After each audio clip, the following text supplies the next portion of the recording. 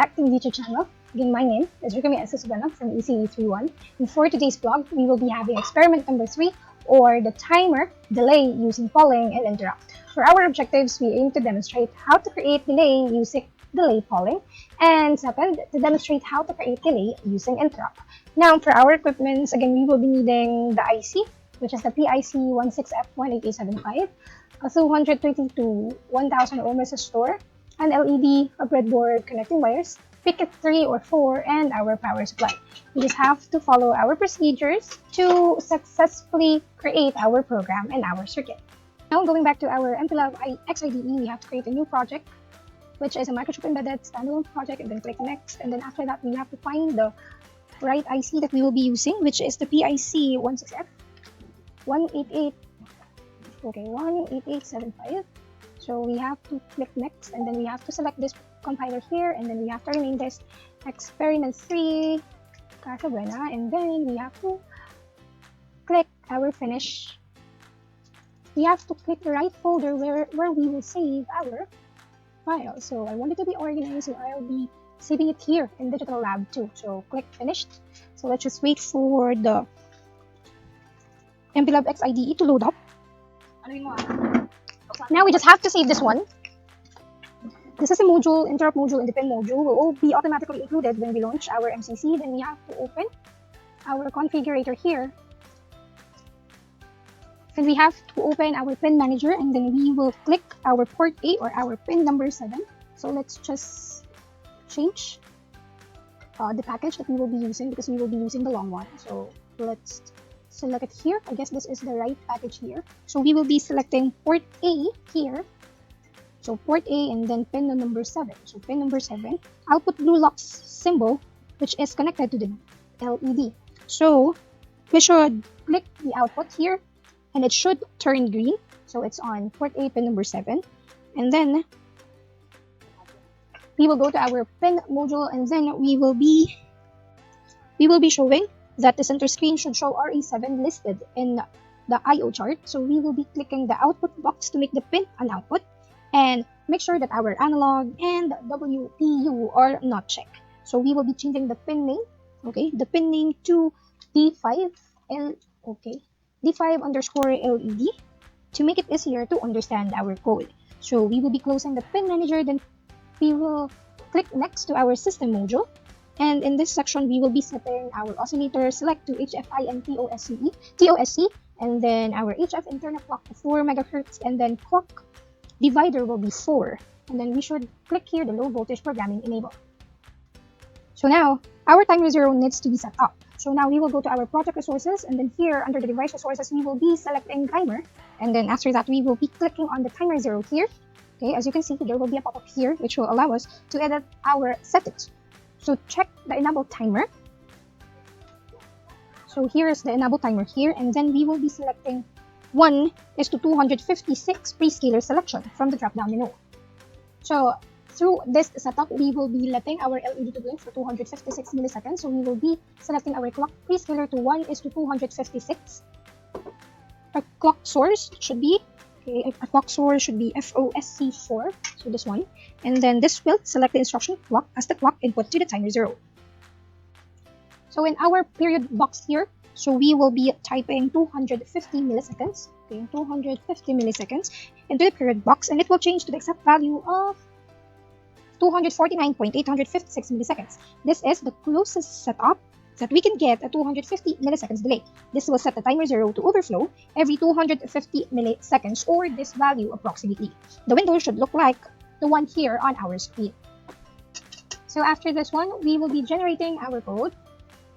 So let's click generate here to have our MCC create the software libraries for this project. There should be a generation complete written here on our screen. Now after generating, we will now have both the generated header files. So let's just adjust this one. Both the generated header files and the source files. It should also have a generated main C file. So let's go to project. So let's go to our source files here, and as you can see, there will be a main.c file already in our screen. So now in our main.c file, we will be making our code. So in our MCC generated files, we will be finding for the timer 0 code here saying that timer0 has overflowed the purity. So let's copy this one and then let's go back to our main.c file. So here we will be typing our code. So let's add our code here. So let's paste this one here. So if timer0, okay, so let's have the parenthesis here. If timer0 underscore has overflowed the keyword, then let's put some parentheses here and then this one. So let's put some comments. So has timer0 overflowed? So we're asking if it is already overflowed. And after that, we will be putting our code underneath it. So we will be putting the code for the blinking LED. So D5, which is the name of our LED on our peripherals. LED then toggle, meaning it will be blinking. So open and close parenthesis. And then let's put a semicolon and a comment. So switch state of D5, okay, of D5 LED when overflow. And then after that, we will be having another code here, meaning there will be an occurrence on our program. So now we will be going to our timer0 again. So let's copy the TIMER0 here. So let's copy this text here. So let's go to our main.c file and then let's paste it here. And then we will be equating it to 0 and then semicolon. And then let's put a comment here saying that we have to clear the timer0 overflow.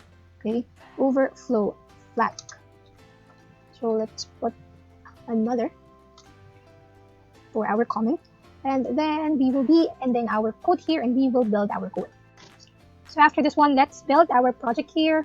Okay, there should be a pop-up saying our code and our project was built successfully. So let's just wait for it. So as you can see, there will be a pop-up here saying build successful. So we will now be connecting our Picket3 to our Mplab XIPE. Now we are in our Mplab IPE wherein we will be connecting our Picket3 to our laptop through our USB cable. So now in our Mplab IPE, the Picket3 should be recognizable by our computer, and then we should click in the option and we will be clicking our settings here and we will be clicking advanced mode. So again, the password is microchip. Okay, so let me just type it here, microchip, and then let's log in. And on the power, the block symbol, let's change our power to 3.125, and then our power target circuit from Picket3 should be checked. And then after that, we will be selecting our hex file here. So let's click operate and then let's browse the hex file that we will be using for this experiment, which is on the folder of our digital lab 2. So experiment 3, and then on our disk, the full production. So here it is, our hex file. So hex file loaded successfully. Let's now connect our Picket3 to our Mplab IPE. Okay, so let's check again our settings here. Okay, let's check again our settings, our operate, and then let's click program. So we will just be waiting for it to load up, and there will be a pop-up here saying programming complete. So we will now be testing our circuit using our breadboard. So since we already set up our circuit here, this is the IC, and then we will be connecting our Picket3 and our breadboard and in our Mplab IPE here. So make sure that the connection is right. So our VDD and BSS pin should be connected to our VDD and VSS pin on our Picket3, as well as the VDD and BSS pin here on the other side of our IC. The one should be connected to the positive of the power supply, which is our VDD, and the BSS should be connected to the ground. And then our MCLR here should be connected to the MCLR on our Picket3. So MCLR is on the pin number 1 of our IC. So after programming complete, okay, so our Picket3 here is already active in status. So now we will be disconnecting our Picket3 since our IC is already programmed by our Mplab IPE. Then after that, we will be constructing our circuit. We will be needing again a 220 or 360 ohm resistor and an LED. So our LED is connected to our RA7, or on the IC it is connected on the pin number 13. So if VSS is the pin number 12 here. So here is the pin number 13. So let's connect our LED on pin number 13. So let's connect it here. And let's connect a 360 ohm resistor on our RE7 or pin number 13 of our IC. Then after that, let's connect our LED here. So this will be a blue LED, or any color will be great. Depends on your choice. And then let's ground our LED here. Okay, so this will be our circuit for our experiment number 3. And after that, we will be connecting a 5 volts power supply on our breadboard. Now, to test if our code is correct, let's connect our 5 volts voltage supply to our power module and to our breadboard. So now let's test if the LED will blink for 215 milliseconds duration, just like what we've set on our code. So let's press our switch here. So, yep, the code is correct. As you can see, the LED is blinking for a duration of 250 milliseconds. So that's proof. So that proves that our code is correct, and we set up our breadboard connection or our circuit correctly. So now let's modify our program for our part 2. Now, to modify our program wherein the LED will blink for a duration of 2 seconds, so let's go back to our Mplab Xide, and then let's go to our resource management, and then our TIMER0 or our TIMER0. We will be setting our clock prescaler from the ratio of 1:256 to our new ratio, which is 1:2048 or 2000 milliseconds. So for the period for the LED to blink 2 seconds, we should set it to 2000 milliseconds, or approximately the actual period will be 1.99 seconds. So after that, let's click generate again. Okay, let's click generate. And after that, there should be a generation complete pop up here on the end to make sure that our code has been generated successfully, just like this one. So after this one, let's build our code. Okay, let's build so that it will be saved to another hex file that we will be uploading to our Mplab Exp.3. So let's just wait for it to load up. So build successful, and let's go back to our Mplab. Okay, Mplab IPE here. We will be connecting our picket again to our Mplab IPE to reprogram our IC. So let's go to our Mplab IPE. Let's just wait for it to load up, since the application is really requiring a fast processor from our computers or laptops. So make sure that your picket 3 is connected to your laptop through USB cable, and after that, we will be connecting our picket 3 to our Mplab IPE. So now the picket 3 should be recognized by the computer. Let's now connect our picket 3. So let's just wait for it. Okay, there should be a caution message here, and again, we will be proceeding to our advanced mode, and then our password is microchip, and then let's log in again. So our power should be 3.125 again. Our target circuit from picket 3 should be click, and then let's click operate, and then let's browse for the new hex file that we will be using. And now let's click program. Okay, let's just wait for it to load up. So there should be a programming complete notification here. So now let's check our circuit if it will work properly. So now, after modifying our code, so let's connect our picket 3 to our Mplab IPE. And after programming the IC using our picket 3, the picket 3 is on active status already, meaning the program has been coded to our IC. So now let's test our circuit if it is functioning well. So let's turn on our voltage supply here. So the LED should blink for a duration of 2 seconds. So let's count if it's correct. 1001, 1002, 1001, 1002, 1001, 1002, 1001, 1002, 1001, 1002. So as you can see, the LED is blinking for a duration of 2 seconds. So meaning our code is correct. So let's proceed to our part 2. So now, continuing with our part 2, so TIMER0 using interrupt rather than polling. So we will repeat the procedure 1 to 6 of our part 1 and the TIMER0. So the TIMER0 here needs to be set up under project resources to be set up, wherein we will check the enable timer box, okay, this one, and we will set the clock source to FOSC over 4, and our clock prescaler, let's edit it back to 1:256, and our period should be 250 milliseconds, approximately 249.856 milliseconds, and then this will be the twist here for the interrupt function. If you could still remember, we set the TIMER0 settings a while ago for the polling, which is the part 1, with these parameters, but we didn't check the enable timer interrupt function on the screen a while ago, if you can still remember. But now for our interrupt function here in our part 2, we will be ticking this box here. So enable timer interrupt. So this will add the interrupt manager to the project resources. So our window should look like this one. Okay, you have to take note of that. So the interrupt manager should be reviewed. So after setting up our timer0 here, let's go to our interrupt module. So in our interrupt module under project resources, timer0 will be shown as our interrupt source. So we have to make sure that this is enabled by having a check inside this box. So as you can see here, it is enabled. So next to our interrupt source, the pin module source should not be checked. Okay, this pin module should not be checked. So the screen should look like this one on our screen. So now after this one, we will be generating our code. So let's click generate. So let's click generate, and we will be generating our code. So this should give us both our main.c file, and it will create the software libraries for our project. So as you can see, there is a pop-up here saying generation complete. So there are two files that need to be modified for this project. First is the main.c file, and second is the TIMER0.c file as well. These two files are needed to be changed. So after generating our code, we will go to our main.c file here. So let's just move this one here.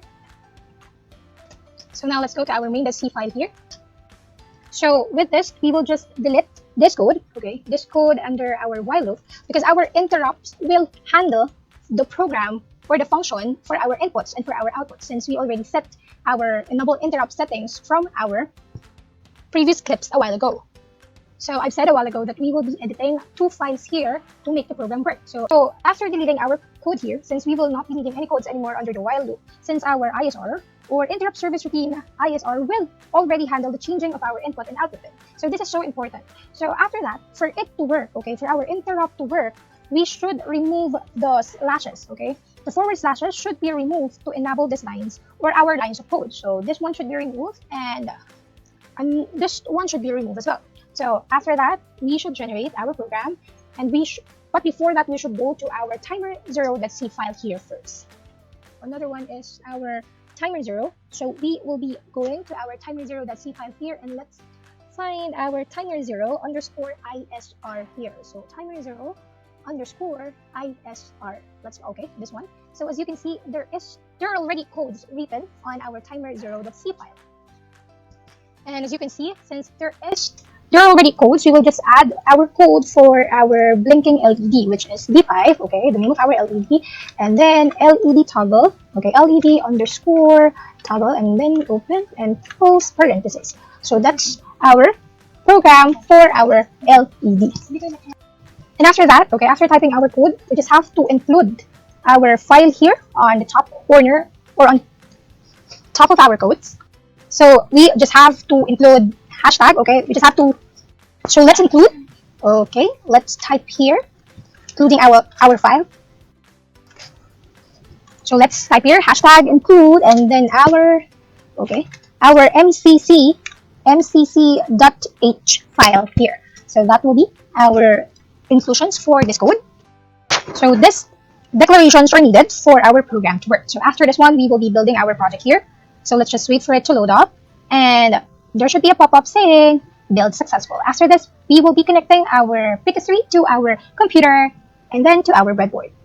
So now, after building our code successfully, let's go to our Mplab IPE, and then let's connect our Exp.3 again to our computer. Then after that, there will be a pop-up. So again, we will be editing the settings. Okay, so microchip again is the password, and then let me retype it. Microchip, and then log in, and then our power should be 3.125 again. So power target circuit from Exp.3 should be checked and then operate, and then we have to upload the new hex file to our IC, and now let's click program. Okay, there should be a pop-up saying programming complete. Okay, as you can see here on the screen. Now let's check our code if it's correct. So after connecting our Exp.3 to our Mplab IPE through our Picket here, so as you can see, our Picket is on active status already. We will be checking, okay, if the function or our command using our interrupt system routine is correct. So the LED should blink for the duration of 250 milliseconds, just like what we've done on our delay poly code. So let's turn on our voltage supply. As you can see, okay, as you can see, our LED is blinking for a duration of 250 milliseconds, meaning our code using our ISR is correct. So now let's modify our code wherein our LED will blink for 2 seconds, okay, 2 seconds interval using our timer0 interrupt. Now to modify our code wherein the LED will blink for 2 seconds duration, let's go back to our timer 0 here. So let's set our flux prescaler to 1. There's a 2048 duration, and this one should be 2000 milliseconds. So approximately 1.99 seconds. So our enable timer interrupt should be clicked as well. And after modifying our code, let's click generate. Okay, there should be a generation complete pop-up. So as you can see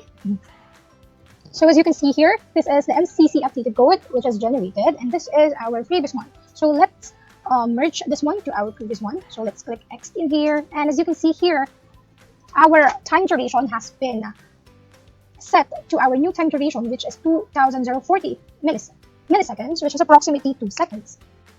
And as you can see here, this is our previous code wherein we programmed the LED to blink for 250 milliseconds. So this is the 256 here. So just like what we've done a while ago, we will click this arrow. And successfully, the 256 has been changed to 2048 milliseconds, or approximately 2 seconds. So our clock prescaler here has been set automatically to 2048 from 256. So let's go back to our timer 0.c here. So with this, let's click generate again. Okay, and after generating, we will be going.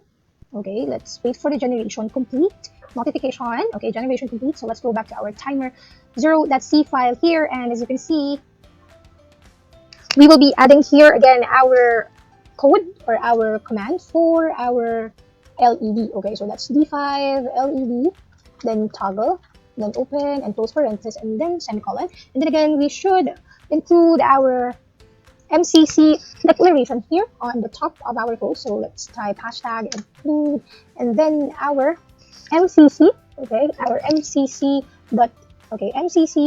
file here. So after this one, we should start building our project. So let's build our project here. So let's just wait for our build successful pop-up here. Okay, build successful. So the loaded hex file has been modified externally. Would you like to reload the hex file? Yes, of course. Then let's go back to our Mplab IPE here. And again, we will be connecting our PIC3. So make sure that your PIC3 is connected to your breadboard as well as to your computer through your USB cable. So let's turn on our PIC3 here, and it should be recognized by our computer. So again, let's click connect. Let's connect our PIC3. Okay, we will be setting our advanced settings here again. So 3.125 power target, and then let's reload our new hex file here. Okay, our updated hex file, and then let's click program. Okay, let's wait for it. So as you can see, there is a pop-up saying programming complete. So now let's test our circuit if it is correct. So now reconnecting our PIC3 to our breadboard, okay, to our breadboard, and connecting it to our laptop to reinstall the new program or the new source code to our IC. So after reconnecting our PIC3, now we will be testing if the code is correct using our ISR or interrupt system routine. So let's now turn on our power supply. So here you go. As you can see, the LED is blinking for a duration of 2 seconds. Okay, this is done through our interrupt system routine, which allows us to set automatically the duration of our LED through our clock prescaler as well as our enable timer interrupt on our timer 0 window. So let's count. 1001, 1002, 1001, 1002, 1, 2, 1, 2, 1, 2, 1, 2. So that concludes our experiment number 3, wherein we are able to explore the 2 kinds of source code or function that we can do to let our LED blink for a specific time duration. This is namely our delay polling and as well as our interrupt system routine. So thank you for listening.